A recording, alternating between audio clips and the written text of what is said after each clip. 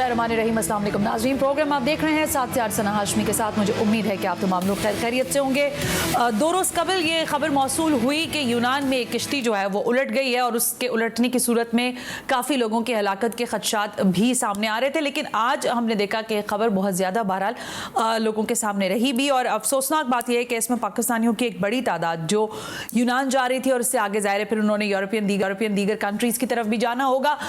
इस सारी सूरत हाल में जो आज़ाद कश्मीर है वहाँ से एक बड़ी तादाद में नौजवान हजरात, और बताया जाता है कि उसमें शायद कुछ फैमिलीज़ भी थी, 10-10, 12-12 लोग एक ही घर के जो हैं वो यूनान गए थे। और ज़ाहिर है जो पर्पस समझ आता है अपने मुल्क को छोड़ने का लोगों का, वो ये होता है कि शायद उनको बेहतर मुआश वहाँ पर मिलेगा या बेहतर रोज़गार मिलेगा। लेकिन ये जो गैर कानूनी तरीक़ाकार से वतन को छोड़कर आप दीगर और ममालिक की जानिब जा रहे होते हैं, इसमें सिर्फ और सिर्फ ख़तरा है। मैं अपने अगर 2016-17 या बल्कि 2016 से भी बहुत पहले से मैं इस पर कई प्रोग्राम्स पाकिस्तान टेलीविजन नेटवर्क पर कर चुकी हूँ, इस हवाले से कि क्यों हमारे यहाँ का नौजवान जो है वो 30,000 40,000 रुपये देकर, 80,000 रुपये देकर शायद आज के दौर में ये सोचता है कि उसको किसी मुल्क में भेज दिया जाएगा, बारास्ता किश्ती जो है उनको ले जाया जाएगा या बॉर्डर क्रॉस करवा दिया जाएगा। किस तरह कंटेनर्स में लोगों को हमने मरा हुआ, वहाँ पर जो रिपोर्टिंग्स होती हैं मुख्तलिफ और ममालिक से, किस तरह डिपोर्ट होते हैं लोग, किस तरह उनकी जिंदगी, उनका खानदान सब तहोबाला हो जाता है। लेकिन बहरहाल ये सिलसिला शायद रुकने का नाम नहीं ले रहा। इसमें FIA का भी एक बहुत बड़ा अमल दखल है। किस तरह से यहाँ से इमिग्रेशन के दौरान ये सब चीज़ों पर चेक एंड बैलेंस होता है या नहीं होता। लेकिन इस वक्त जो यूनान में किश्ती डूबने का वाक़या है, इस पर दफ्तर खारजा ने पूरी तरह और पूरी तंगदही के साथ इसको देख भी रही है, मॉनिटर भी कर रही है, और वहाँ पर और यहाँ पर भी मौजूद और वहाँ पर भी मौजूद जो पाकिस्तानी उनको फैसिलिटेट कर रही है। इस वक्त मेरे साथ तर्जुमान दफ्तर खारजा मुमताज़ ज़हरा बलोच साहबा मौजूद हैं। ज़रा उनसे इस सारे मामले पर बात करते हैं और अभी तक क्या क्या कंसर्न्स हैं जिनको एड्रेस किया जा चुका है। मुमताज़ ज़हरा बलोच साहबा, अस्सलाम वालेकुम, बहुत बहुत शुक्रिया वक्त देने के लिए। जी वालेकुम सलाम। मुमताज़ साहबा, ये जो यूनान में जो वाकया पेश आया है किश्ती उलटने का, इसमें ये बताइएगा कि लगभग मुकम्मल पाकिस्तानियों की क्या तादाद है, क्या नंबर्स है जो पाकिस्तानी वहाँ पर है? देखिए जी, ये एक इस वक्त हमारे लिए बहुत मुश्किल है कोई हतमी नंबर देना, क्योंकि ये एक रेगुलर तरीके से कश्ती नहीं जा रही थी। किसी ने वीज़ा अप्लाई नहीं किया, किसी ने बोर्डिंग पास नहीं लिया, तो ये इस वजह से, और कई लोगों के पास अपने जो पासपोर्ट और जो दस्तावेजात होते हैं वो भी मौजूद नहीं थी। इसलिए हमारे लिए इस वक्त बहुत मुश्किल है कि हम इस चीज़ को ऑथेंटिकेट कर सकें कि कितने पाकिस्तानी इस कश्ती में मौजूद थे। ना ही यूनानी हुकाम ने इस तरह की कोई इंफॉर्मेशन शेयर की है और ना ही हमारी एम्बेसी इस तरह की इंफॉर्मेशन कंफर्म कर सकी है। ओके मैम, ये भी फरमाइएगा कि जो लोग वहाँ पर ज़ाहिर इस हादसे में चले गए, दुनिया से वो डूब गई थी किश्ती, 2 रोज़ पहले का ये वाक़या, फिर रिपोर्टिंग में शायद मेरा ख्याल है ट्रैवल करते हुए न्यूज़ काफ़ी लेट भी हुई। इसमें अब आपकी यूनान की गवर्नमेंट से क्या बात हुई है? किस तरह से वहाँ पर जो मौजूद है उनको रेस्क्यू करने की कोशिश की गई थी या नहीं की गई थी, और ये किस सफ़र पर बरास्ता कहाँ जाने के लिए ये लोग सवार थे? देखिए, ये जो अभी तक की इतलात है इसके मुताबिक ये लीबिया से कश्ती चली थी और ये यूरोप की तरफ जा रही थी। ग्रीस के साहिल के करीब ये इसकी कैप्साइज हुआ है, ये उल्टी है कश्ती, और बहुत सारे लोगों की अमवात की खबरें हैं। अभी तक जो ग्रीस के हुकाम है उन्होंने 78 लाशों को रिकवर किया है और उनमें से उनकी अभी शनाख्त जारी है, और ये शनाख्त जो होगी ये DNA के सैंपल्स के थ्रू होगी। और इस सिलसिले में हुकूमत पाकिस्तान ने और हमारी एम्बेसी ने ऐलान किया है और दरख्वास्त की है कि जो वो लोग जो समझते हैं कि उनके रिश्तेदार शायद इस कश्ती में खुदा न खास्ता मौजूद हों, तो वो अपने DNA सैंपल्स भिजवा दें ताकि इसकी शनाख्त का अमल कंप्लीट किया जा सके। मुमताज़ साहबा, एक बहुत ही इंपॉर्टेंट सवाल है, ज़ाहिर दफ्तर खारजा तो इस बाबत अपने तरीके से जिस तरह भी आप लोग फैसिलिटेट कर रहे हैं, लोगों को कोऑर्डिनेट करवा रहे हैं, वो ज़ाहिर अपनी जगह है, लेकिन क्या किसी तरह से ये गैर कानूनी तरीक़ेकार जो है बैरून मुल्क जाने का, इस पर किसी किस्म की कोई कोऑर्डिनेशन दफ्तर खारजा और माबैन FIA सर्कल के दरमियान कुछ हुई है? देखिए, इस सिलसिले में हमारी वज़ारत दाखिला के साथ और FIA के हुकाम के साथ इस इशू पर बातचीत होती रहती है और इस केस से भी ये एक बहुत अफसोसनाक वाक़या है। इसमें भी कंसर्न डिपार्टमेंट्स की आपस में कोऑर्डिनेशन जारी है और हमारी खबरों के मुताबिक FIA के हुकाम भी इस वक्त ग्रीस में मौजूद हैं जो इस चीज़ को फॉलो कर रहे हैं। अच्छा, अगर कोई वहां पर राब्ता करना चाहे, यहाँ की कोई फैमिलीज चाहें कि वहां पर राब्ता हो जाए, वहां के लोगों वहां से किसी भी तरह से फैसिलिटेट किया जा सके वहां पर मौजूद पाकिस्तानियों को, उनके खानदान, क्योंकि यहाँ पर एक तो ये मुझे जरा कंफर्म कीजिए कि ज्यादातर जो लोग हैं इनका ताल्लुक आजाद कश्मीर से है। देखें, जिस तरह मैंने आपको कहा कि क्योंकि हमें अभी तक जो लोग इस वक्त रिकवर हुए हैं हमारे पास उनकी ही डिटेल्स हैं जो कि इस वक्त से जो जिंदा हैं और जो कंफर्म्ड हमने जिनकी शनाख्त की है वो लोग हमें उनके बारे में मालूम है। उनमें से 2 लोगों का ताल्लुक कोटली से है, बाकी गुजरावाला, गुजरात, शेखुपुरा, सियालकोट, पंजाब से, ज़्यादातर पंजाब के लोग हैं। लेकिन हम इस चीज़ को, इस इम्कान को अभी रूल आउट नहीं कर सकते, कश्मीर के लोग भी होंगे, लेकिन अभी तक हमारे पास उसकी कोई कंफर्म इत्तलात नहीं है। ओके, मैडम ये फरमाएं कि अगर पाकिस्तान में मौजूद उनके खानदान, क्योंकि मैं मुख्तलिफ जगहों से रिपोर्ट्स देख रही हूँ, वेबसाइट्स पर, ट्विटर पर बहुत सारे लोग बात कर रहे हैं इस मामले पर, ये फरमा दें कि वो कोऑर्डिनेट कैसे कर सकते हैं अपने लोगों से। इस वक्त उनका कोई राब्ता नहीं, क्योंकि कुछ लोगों को मैंने कहते हुए ये सुना कि हमारा 1 हफ्ता हो गया था, हमारे प्यारे भाई बाबा या किसी से राब्ता नहीं था। तो अब कोई सेंटर पॉइंट कोऑर्डिनेशन बनाया गया है दफ्तर खारजा की जानिब से कि वो वहाँ कोऑर्डिनेट कर लें और वहाँ से फिर उनको आगे अप्रोच करवा दिया जाएगा? जी बिल्कुल, हमारा सफारत खाने के नंबर हमने सर्कुलेट किए हैं और आपसे दरख्वास्त है कि आप भी वो नंबर अपने सामीन तक पहुंचा दें और वो हमारे सफारत खाने के जो हुकाम है वो हेल्पलाइन उन्होंने इस्टेब्लिश की है और इस तरह की सारी इंफॉर्मेशन वो देने को तैयार हैं और जो भी हेल्प होगी वो ज़रूर देंगे। ये बताइएगा मुमताज साहिबा, यूनानी ऑफिशियल्स आपको क्या अभी तक बता पा रहे हैं, क्या अपडेट दे पा रहे हैं कि सारे लोग जो ज़ाहिर इस अफसोसनाक वाक़े में डूब गए थे किश्ती के उलटने के बाद, उन सबको बाहर निकाल लिया गया है या अभी वहां पर ये अमल जारी है? जी, हमारी इत्तलात के मुताबिक ये अमल अभी जारी है। ठीक हो गया। मुमताज ज़हरा बलोच साहबा, थैंक यू वेरी मच। तर्जुमान दफ्तर खारजा हमसे बात कर रही थी। यूनान में बेहतर मुस्तकबिल के जो नौजवान यहाँ से बहुत बड़े बड़े ख्वाब लेकर शायद गए थे, एक अफसोसनाक वाक़या पेश आया, किश्ती डूब गई। मैं सिर्फ वेबसाइट्स और ट्विटर्स और बाकी सारी चीज़ों को पढ़ के, और वहाँ पर मेरी कुछ लोगों से वहाँ बात हुई है तो उनका ये कहना है कि ये लगभग 700+ लोग थे जो इस एक किश्ती में सवार थे। एक एनी शाहिद का रिपोर्ट हुआ है वेबसाइट्स पर कि उसमें कुछ बच्चे भी सवार थे। तो ये बड़ी अलार्मिंग सिचुएशन है। मैं किसी को ज़ाहिर है यहाँ से बैठकर हम नहीं चाहते कि सनसनी फैलाएं, लेकिन हकाइक पर अपनी बात करनी ज़रूरी है।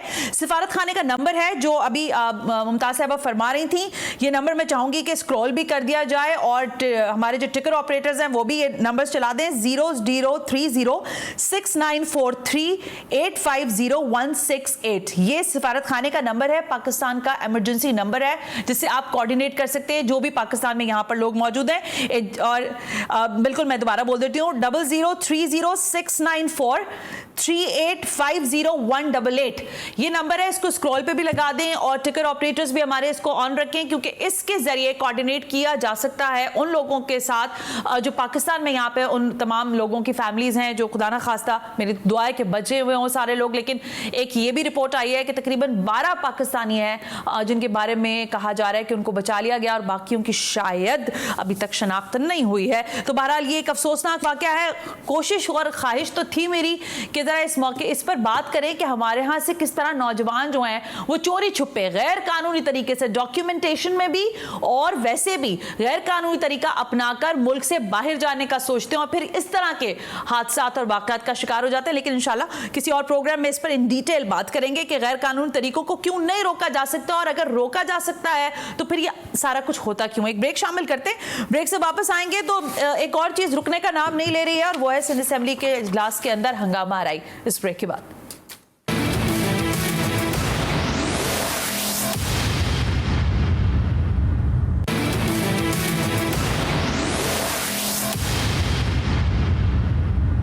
वेलकम बैक नाज़रीन, हम ब्रेक पर थे और ब्रेक पे जाने से पहले मैंने आपसे कहा कि जरा कराची और सिंध असेंबली के हालात पे बात करें। इस वक्त जब मैं और आप बात कर रहे हैं, शर्जील नाम मेमन साहब और ख्वाजा इज़हारुल हसन साहब जो हैं वो आज के प्रोग्राम में हमारे मेहमान थे और ख्वाहिश ये थी कि जरा उनसे पूछें कि सिंध असेंबली में ये जो गर्मा गर्मी हो रही है ये क्यों हो रही है। लेकिन इस वक्त चूंकि ज़ाहिर है बजट इजलास चल रहा है और मुराद अली शाह साहब जो हैं आज मेरी इत्तलात के मुताबिक वो कंक्लूड कर देंगे, इसलिए उनकी तकरीर जो है वो काफ़ी लंबी है।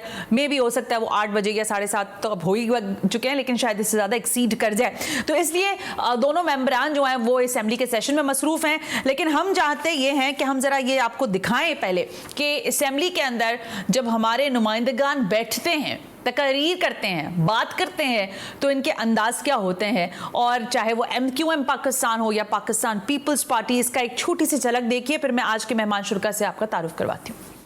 किसी ने उस रूरल एरिया में जाके देखा है, लोगों के घर उजड़ गए। 21 लाख मकान सर गिरे। वो 21 लाख मकान कौन बना रहा है? वो पाकिस्तान पीपल्स पार्टी की सिंध हुकूमत बनाने जा रही है। हमारा मसला ये जो लग रहा है वो नजर तो आए, नो डाउट खर्च करने की जो महारत सुबह सिंध में है ना, वो महारत पूरी दुनिया में। किसने बोला था MQM को बाइकआउट करे? आप इलेक्शन कॉन्टेस्ट करते? हमने बाइकआउट किया, हमारी वजूहात हैं, ठीक है ना, आप इस पे नाराज ना हो। कराची में स्ट्रीट क्राइम है, मैं मानता हूँ स्ट्रीट क्राइम है, लेकिन अल्हम्दुलिल्लाह कराची में हड़तालें नहीं होती, कराची में बोरी बंद लाशें नहीं मिलती, कराची में दहशतगर्दी नहीं होती। अल्लाह वो वक्त ना लाए कि भैया हड़तालें हो, बोरी बंद लाशें हो, टारगेट किलिंग हो, रोज 100 आदमी मारे जाते हो। मैं तो कभी नहीं चाहूंगा कि कराची वापस उस जगह जाए, लेकिन कभी भी पत्थर मारते हुए ना ये सोचा करें कि जहाज अगवा भी इसी शहर का वतीरा रहा है, बोरी बाजार बम पैर में बांध के भी इसी शहर में गए लोग, और इसी तरीके से गैंग वॉर भी रही है। हम अगर कहें कि टारगेट किलिंग नहीं हो रही तो हमारे लिए मोबाइल छीनना टारगेट किलिंग से ज्यादा खतरनाक हो गया। इससे पहले सेंसस हुआ था, उसमें भी सिंध के साथ ज्यादती हुई। आपके MQM के वजीर उन्होंने साइन कर दिया कि हम सेंसस को मानते हैं। तो किसने कॉम्प्रोमाइज किया? हमने किया या आपने कॉम्प्रोमाइज किया? ये तो MQM है ना जो 2017 में सेंसस शुरू होने से पहले सुप्रीम कोर्ट चली गई। ये तो MQM है ना जिसने पीपल्स पार्टी बिलावल भुट्टो साहब के साइन लिए कि सेंसस ठीक होना चाहिए। ये तो MQM है ना जिसने मुआहदा करके पूरी दुनिया को दिखाया कि भाई ये देखो मर्दमशुमारी गलत हो रही है। जो सहूलियात कराची में, क्या वो सहूलियात सिंध के दीगर अजला में है? नहीं है।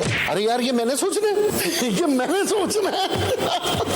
कि वहां फैसिलिटी क्यों नहीं है। पूरे पाकिस्तान भर में अगर सबसे ज्यादा टॉप क्वालिटी की कोई free of cost health service है तो सूबा सिंध में और सिंध के शहर कराची में। अगर इतनी टॉप क्लास सर्विस है तो मेरे वजीर, मेरे MPS, मेरी लीडरशिप इन अस्पतालों में क्यों नहीं जाती? ये सब बाहर के अस्पतालों में हम क्यों जाते हैं? ये जो दोस्त ने बात की कि कराची में लोग अफगानिस्तान से आ जाते हैं, खैबर पख्तूनख्वा से आ जाते हैं, पंजाब से, सिंध से आ जाते हैं। वो सिंध से आ जाते हैं, क्या है? कराची सिंध है, कराची सिंध है। किसी के बाप में मजा ले आने से रोके। बिल्कुल सिंध है ना, कौन मना कर रहा है? लेकिन आप बताएंगे ना कि कराची सिंध है या नहीं है? आपका अमल बताएगा कराची सिंध है या नहीं है। ये गुफ्तगू हो रही है सिंध असेंबली में और ज़ाहिर ख्वाजा इज़हारुल हसन साहब अपना एक स्टेक रखते हैं MQM पाकिस्तान का, लेकिन शर्जील नाम मेमन साहब का जो अंदाज गुफ्तगू है और जो तेवर हैं वो ये बता रहे हैं कि वो काफ़ी हार्ड लाइन लिए हुए हैं। बहरहाल कराची के मामले पर ये हार्ड लाइन जो है, जो कि अब ज़ाहिर पाकिस्तान पीपल्स पार्टी के कंधों पर जिम्मेदारी आ गई है क्योंकि मेयर उनका आ चुका है। तो अब कराची का ज़रा पोस्टमार्टम करने के लिए मैंने 2 शख्सियात को मदऊ किया है। एक है साबिक एडमिनिस्ट्रेटर कराची फ़हीम उज़्ज़मा साहब, इंपॉर्टेंट शख्सियत है। फ़हीम साहब थैंक यू वेरी मच, सबसे पहले बहुत बहुत शुक्रिया कि आपने वक्त दिया। फ़हीम साहब वो शख्सियत हैं जो कराची की हैयत और हालात को जानते हैं, लेकिन इसके साथ साथ ये इस शहर को ज़ाहिर बहैसियत एडमिनिस्ट्रेटर चला चुके हैं, तो इनको पता भी है कि कहां से काम हो सकता है और कहां पर काम नहीं किया जाता है और सिर्फ बातें की जाती हैं। एक और शख्सियत है, ज़ाहिर टेलीविजन पर एंकरिंग भी करते रहे हैं, आजकल टेलीविजन पर नहीं है लेकिन अपना एक YouTube चैनल जो है वो रन कर रहे हैं और बड़ा बबांगे दोहल जो है वो कराची के हालात और वाकयात पर खुलकर बोलते हैं। हमारे साथ मौजूद है नूरुल आरिफीन साहब। नूरुल आरिफीन साहब थैंक यू वेरी मच कि आपने भी हमें वक्त दिया।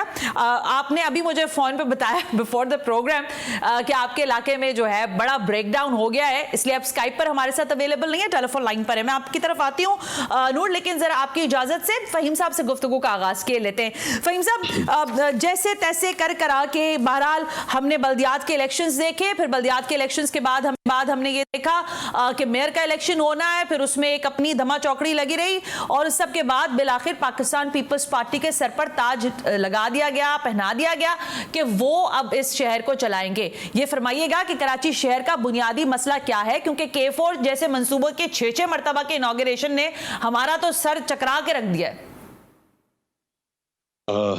सबसे पहले आपका शुक्रिया प्रोग्राम में शामिल करने के लिए। देखिए कराची, आपने मसले से पहले देखिए कराची में लोकल गवर्नमेंट या बल्दियाती निज़ाम हमेशा जारी और सारी रहता है। सिर्फ मुंतखब नुमाइंदे नहीं होते शहर के। अभी भी वसीम अख्तर साहब के जाने के बाद से अब तक एडमिनिस्ट्रेटर्स थे, लोगों के रिप्रेजेंटेटिव्स नहीं थे। सरकारी अफसर जो थे वो कराची शहर का या सिंध का या दीगर मुल्क के शहरों का जो बल्दियाती निज़ाम था उसको रन कर रहे थे। अच्छा, जहां आपने बात कही कि कराची का बुनियादी मसला क्या है, देखिए मैं अभी आपके शजील इनाम मेमन साहब और एजाजुल हसन साहब की जो है गुफ्तगू असेंबली के फ्लोर पे सुन रहा था। मिन्हसुल कौम हम वो लोग हैं जो नारे जो है वो इंपोर्ट तो कर लेते हैं, वो इंपोर्ट करके लगा भी देते हैं, मगर हम शायद उनके मतलब नहीं समझते। हम लोग बार बार कहते हैं चेहरे नहीं निज़ाम को बदलो, चेहरे नहीं समाज को बदलो, मगर इस बात का मतलब क्या है? इस वक्त भी देखिए पीपल्स पार्टी 2008 से यानी पिछले 15 साल से जो है सिंध के अंदर है, तो सिंध का जो लोकल गवर्नमेंट जो है, जो सेक्टर लोकल गवर्नमेंट या डीजीज के थ्रू, एमडीज के थ्रू चल रहा है, उससे पीपल्स पार्टी ही चला रही थी ना, कोई और तो नहीं चला रहा था। तो मसला ये कि जब तक आप लोकल गवर्नमेंट का निज़ाम जो है उसको एम्पावर नहीं करेंगी तो उस वक्त तक कराची के लोग या सिंध के दूसरे शहरों के लोग जो हैं वो एम्पावर नहीं हो सकते। आप ये समझती हैं कि फ़हीम ज़मान को मेयर बना देने से या मुर्तज़ा वहाब को बना देते, हाफिज नईम को बना देने से कोई फर्क पड़ेगा? कोई फर्क नहीं पड़ेगा। जी निज़ाम, अच्छा निज़ाम भी देखिए, निज़ाम से निज़ाम को बदले, निज़ाम से क्या मुराद है? लंबा चौड़ा थोड़ी। बेसिकली आपकी 247 यूनियन काउंसिल्स हैं, उनके हर एक के नीचे 4 वार्ड्स हैं, कैंटोनमेंट 6 कैंटोनमेंट बोर्ड्स हैं, उनके भी कोई 32 वार्ड्स हैं, ठीक है। तो जब तक आप वार्ड्स की सतह पे लोगों के मसाइल को नहीं ले जाएंगे और जब तक वार्ड की सतह पे, यूसी की सतह पे, टाउन की सतह पे, डिस्ट्रिक्ट की सतह पे और फिर केएमसी के हाउस की सतह पे लोगों की का मशवरा शुरायत आप नहीं करेंगे। ठीक है फ़हीम सर, क़त्ल कलामी की माफी के साथ मुझे ख्वाजा ज़ाहिर हसन साहब ने ज्वाइन किया है टेलीफोन लाइन पर। मैंने कहा कि सिंध असेंबली का इजलास जारी है, जरा उनसे मैं जानना चाहूंगी कि ख्वाजा ज़ाहिर हसन साहब, बहुत शुक्रिया असेंबली के इजलास में से आपने फोन उठा लिया हमारा। सर ये फरमा दें कि जो सब कुछ सिंध असेंबली के इजलास में आजकल हो रहा है, आप अपनी तकरीर बजट के हवाले से करते हैं, फिर उस पर तुंदो तेज जुमले होते हैं, शर्जील इनाम मेमन आपकी सरजनिश करते हैं और कहते हैं खामोश होकर बैठो, मेरी तकरीर सुनो फिर बाद में बात करना। ये आप लोग बजट के सेशन में बजट के ऊपर बहस कर रहे हैं या जातियात के मामला चल रहे हैं? जी बिल्कुल दुरुस्त है, ये थोड़ा सा अफसोसनाक पहलू है, लेकिन बहरहाल क्योंकि बजट सेशन में तकरीर हर तरह की होती है और तमाम अरकान को एक दफा मौका मिलता है अपनी कंस्टिट्यूएंसी को, अपनी पार्टी को सेटिस्फाई करने का, तो उसमें पॉलिटिकल तकारीर भी होती है। लेकिन हाँ, इल्जाम तराशी, बिलोतफाइल जुमले, एक दूसरे के ऊपर गम गुस्सा या इस तरह के लहजे इख्तियार नहीं करने चाहिए। मैं हमेशा इस बात का कायल हूँ कि नरम लहजे से आप पत्थर को भी पिघला सकते हैं, अपनी बात करने का तरीका है। कल शर्जील इनाम मेमन भी काफी जज्बाती हो गए थे। इस तरह धौंस धमकी वाला लहजा किसी भी, तो आपको कह रहे थे ख्वाजा साहब कि आप धमकी दे रहे थे उनको कि मैं देखता हूँ तकरीर कैसे करता हूँ, तो उन्होंने आपको ऐसा चुप कराया कि फिर आपकी आवाज ना आई? नहीं, मेरी तकरीर से पहले किसी और मेंबर के ऊपर तकरीर थी, मेरी तकरीर शर्जील इनाम मेमन के बाद हुई थी।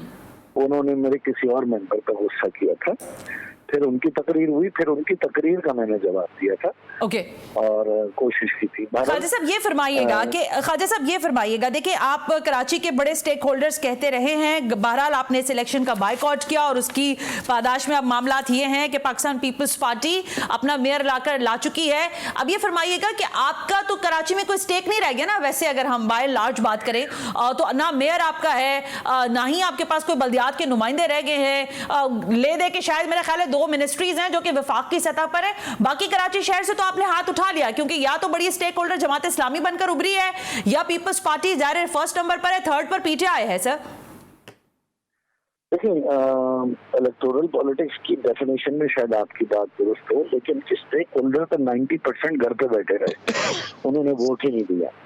10% 12% के ऊपर मेयर बन गए हैं।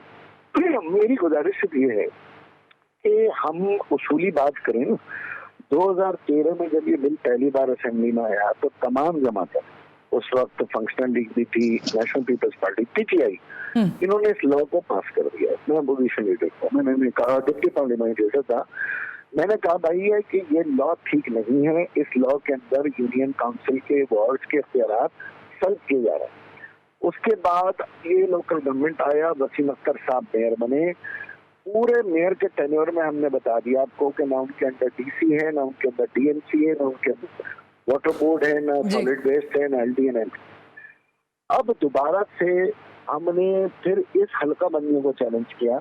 जब दोबारा लोकल गवर्नमेंट हो रही है, हल्का बंदियां भी ऊपर सोने पे सुहागा ज्यादती है कि मेरा हल्का 1.25 लाख पे, आपका हल्का 25,000 पे, मैं 4 वोटों के बराबर एक हल्का लूं और आप 1 वोट। खादिर साहब, मेरा सवाल शायद इससे बड़ा मुख्तलिफ था। मैं दोबारा इसरार के साथ ये सवाल करना चाहूंगी, इस वक्त आपकी पोजीशन शहर में थर्ड पार्टी की पोजीशन जो आप क्लेम करते हैं बड़ी सियासी जमात की, वो नहीं रही है। यानी कि आपके नुमाइंदगान कराची शहर को जो सर्व करते रहे हैं जैसे तैसे, गलत सही अच्छे बुरे, अब वो भी नहीं रहे। मैं ये पूछना चाह रही हूँ, इज दैट ट्रू और नॉट?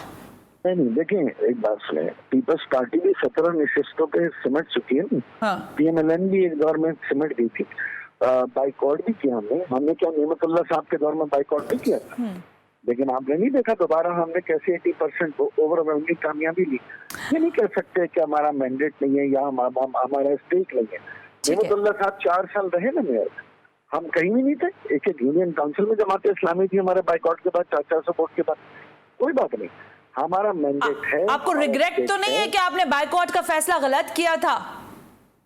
मैं वही तो बता रहा हूँ, एक उसूली तौर पे जिस कानून की मुखालफत कर रहे हैं, अदालतों में गए और उसके बाद प्रोटेस्ट कर रहे हैं, सी मांग गए, एमपीएस एमएनएस क्यों शेल्स हमने उठाए, हम कैसे उस कानून में दोबारा हिस्सा लेकर उसको लेजिटिमेट कर दें?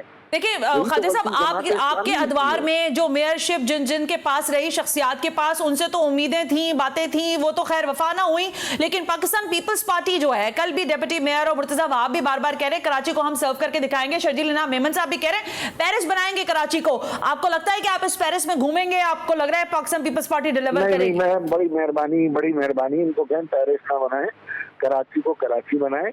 ठीक है, कराची को कराची बनाए, पाकिस्तान का माशी कैपिटल बनाए। लेकिन हाँ, इस निजाम ये नहीं बना सकते।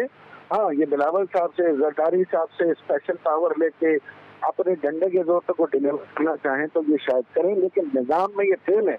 मैं कल की मिसाल दे रहा हूँ ना, 4 कुत्तों की नस्ल कशी, आवारा कुत्तों को मारने का काम किया, तो वही हुकूमत का होना चाहिए। सही है, वो मैंने सुन लिया आपकी, वो मैंने गुफ्तगू सुनी आपकी खादिर साहब। लेकिन मैं ये, अगर आपको चॉइस दी जाती कि आपने जमात इस्लामी में से हाफिज नईम साहब को करवाना है मेयर या मुर्तजा को, तो आपकी चॉइस में दोनों में से कौन बेहतर है?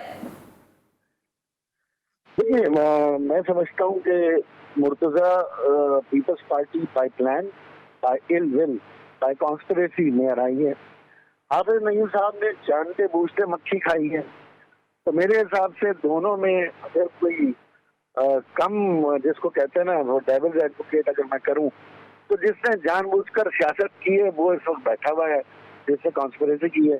लेकिन चॉइस डेफिनेटली दोनों कराची की नहीं है, इसलिए मेरी भी ठीक है। मुझे खादिर साहब ब्रेक का कहा जा रहा है, मैं वापस आती हूँ, तो जरा इसी डिस्कशन को हम आगे बढ़ाते हैं। फहीम उज़्ज़मा साहब भी मेरे साथ है। कराची के पोस्टमार्टम की हम इसलिए कि हमें पता है कि कराची के बड़े मसले हैं, कराची के एक कई नहीं, मैंने कहा ना अनगिनत मसाइल हैं। आज भी जब मैं प्रोग्राम करने आ रही थी तो मुझे पता चला कि शहर के तूलो अर्ज में मुख्तलिफ जगहों पर गैस के ऊपर लोड शेडिंग हो रही है तो ज़ाहिर है लोग एहतजाज कर रहे हैं, बिजली की हो रही है तो लोग एहतजाज कर रहे हैं, पानी नहीं मिल रहा तो लोग एहतजाज कर रहे हैं। यहाँ फहरिस्त बहुत लंबी है, यानी अभी तक चॉकडाउन करते करते शायद सफात तो भर चुके हैं, लेकिन इम्प्लीमेंटेशन जो है, जिस तरह पाकिस्तान पीपल्स पार्टी क्लेम कर रही है, क्या ये इम्प्लीमेंट कर पाएगी, चीज़ों को बेहतर कर पाएगी या नहीं, ये एक अहम तरीन सवाल है। इस ब्रेक के बाद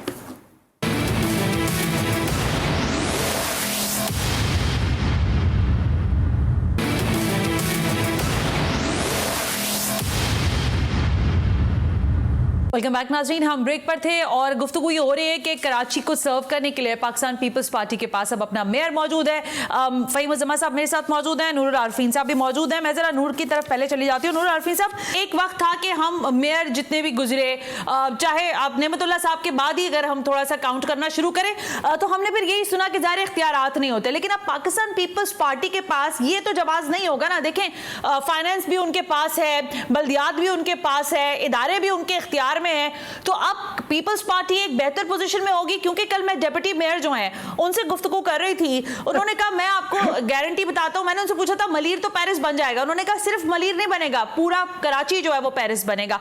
तो अब तो हम ये कह सकते हैं ना, ऑप्टिमिस्टिक हो सकते हैं इस चीज पर। नूर, अच्छा, डिप्टी मेयर की क्वालिफिकेशन मैट्रिक है? मैं आपसे पूछता हूँ, चलिए यही बताइए मुझे, मैं किसी क्वालिफिकेशन पे क्या बताऊं मैं आपको? ठीक है ना, डिप्टी मेयर को इंग्लिश का एक लेटर, छुट्टी की दरखास्त लिखनी आती है? डिप्टी मेयर का हाल ये है कि अगर वो अब्दुल्ला मुराद के साहबजादे नहीं होते तो वो इस वक्त पॉलिटिक्स में नहीं होते और वो मेरे सर पे आगे ना बैठ जाते डिप्टी मेयर बन करके। ठीक है, डिप्टी मेयर की हालत तो ये, तो आप डिप्टी मेयर का तो मुझसे नाम ही ना लीजिए। आप बात करें बैरिस्टर मुस्तफा की, वहाब की, चलो उन पे ये इल्जाम तो है कि वो पढ़े लिखे हैं, उन पे ये इल्जाम तो है कि वो सिंध हुकूमत के स्पोक्समैन रह चुके हैं, उनको उमूर सल्तनत का, उमूर हुकूमत का कुछ ना कुछ तजुर्बा है, वो कुछ ना कुछ कर सकते हैं, हालांकि वो नहीं करेंगे। अच्छा। लेकिन उसके बावजूद भी, और आप बात कर रही हैं कि मलीर को पेरिस बनानी, मैं खुद मलीर में रहता हूँ, आइए मैं आपको दिखाता हूँ अपनी गाड़ी में बिठा करके मलीर की कौन सी गली में किस जगह पेरिस इन्होंने बनाया है।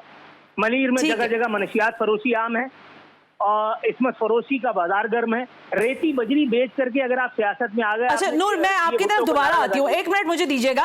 अंदाज़े तकल्लुम पे ही सबको ज्यादा जाहिर है तशवीश है, और आज हम खुद भी इस बात को कह रहे थे कि जो असेंबली में गुफ्तगू हो रही थी वो उस तरह से नहीं होनी चाहिए थी। फ़हीम साहब, मेरे ख्याल में जी इस पे बात कर लें कि आज के हालात में अगर मुर्तजा वहाब या जो भी अब मेयर हैं या जो भी काउंसिल है वो कर क्या सकती है, किस तरह से आगे ले जाएगा शहर के लिए।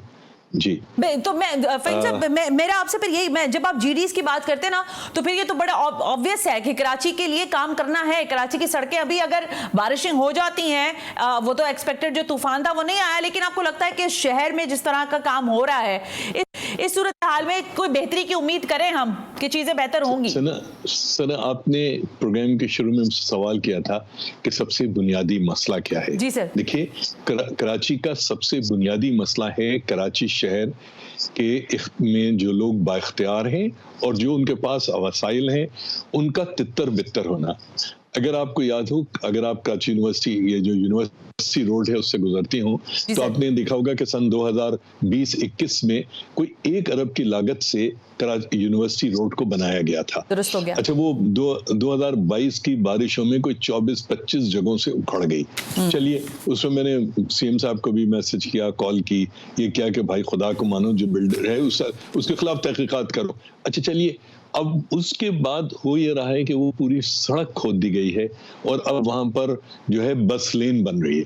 तो भाई अगर 2 साल में या 3 साल के अंदर आप पहले की सड़क को बनाते हो, उसके बाद उसको पूरा खोद देते हो, यही तो हमारा मसला है, यही हमारा मसला है। अच्छा देखिए, इसी तरह से आपने जो बसें चलाई, अगर आप देखिए इस शहर में कराची में कम से कम आपको 20-22 हजार बसों की जरूरत है, कम से कम। ठीक है, 1998 में जब 1 करोड़ की आबादी थी तो रजिस्टर्ड बसों की तादाद तकरीबन 28,000 थी। अच्छा, आपने आज भी जो बसें चलाई हैं, red line, green line, yellow line, blue line, अगर आप देखें सारी की सारी बसें जो हैं वो भर के नहीं चल रही होती। अच्छा, उसकी वजह क्या है? उसकी वजह यह है कि फीडर रूट्स नहीं बने। आपने 4 या 5 मेन सड़कों पे बस चलाना शुरू कर दी। अब एक लोग जो हैं ऑलरेडी मोटरसाइकिलों पे, रिक्शाओं पे, करीम में और दीगर गाड़ियों में शिफ्ट हो गए। ठीक है, एक तो उनको वापस लाना कि भाई रोड कंजेशन खत्म हो, और नंबर 2 जो पूरा शहर है 3-3.5 हजार स्क्वायर किलोमीटर का शहर है, वो 5 सड़कें तो नहीं है ना जिन पे आप ये 5 वो बना रहे। यही बात है, जब तक आप पैसेंजर्स फीड नहीं करोगे या पैसेंजर्स के लिए उनको कनेक्ट नहीं करोगे, उस वक्त तक वो बसें खाली चलती रहेंगी। ये बिल्कुल वही हुआ जो सर्कुलर रेलवे के साथ हुआ। आपकी जहालत, आपकी अहलियत ने सर्कुलर रेलवे को चलाते हैं बंद कर देते हैं, चलाते हैं बंद कर देते हैं कि जी वो तो खाली चलती है। और भाई खाली गोल गोल घुमाओगे एक ट्रेन तो कैसे भरेगी? अगर वो मेरे पास वक्त बिल्कुल खत्म हो गया, लेकिन मुझे पता है कराची का ऐसा मौजू है कि आप और हम इस पर कई घंटे बात कर सकते हैं। आपसे वादा रहा कि इंशाल्लाह अगले प्रोग्राम्स में हम और आप ही को बैठ के बात करना चाहिए ताकि लोगों से पता एक बात पहुंचे। आप इसको जब बहस मुबाहिसा बनाते तो वो कहीं से कहीं बिल्कुल दुरुस्त कह रहे हैं। बिल्कुल ये बहस मुबाहिसा नहीं है, इसलिए आपसे मैं वादा ले रही हूं कि अगले प्रोग्राम में आपको, शाहबोस्तों और दीगर लोगों को जरा प्रोग्राम में शामिल करेंगे और कराची के मास्टर प्लान से लेकर सर्कुलर रेलवे जो है उस सब को डिबेट करेंगे। आज के प्रोग्राम के लिए बहुत बहुत शुक्रिया फ़हीम साहब कि आपने वक्त दिया। सना हाशमी को आज के प्रोग्राम दीजिए। अल्लाह हाफिज।